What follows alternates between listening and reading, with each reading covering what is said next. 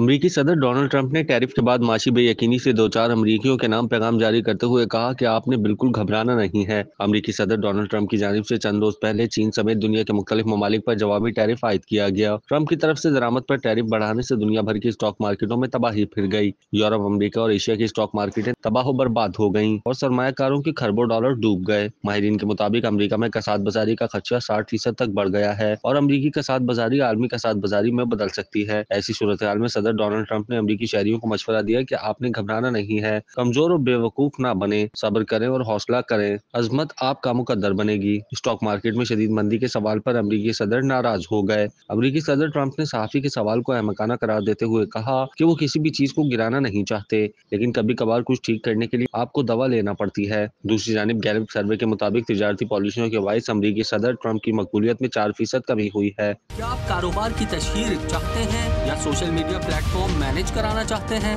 तो देर कैसी, अभी राब्ता करें ओनली न्यूज की टीम से। हमारा कॉन्टेक्ट नंबर आपकी स्क्रीन पर है।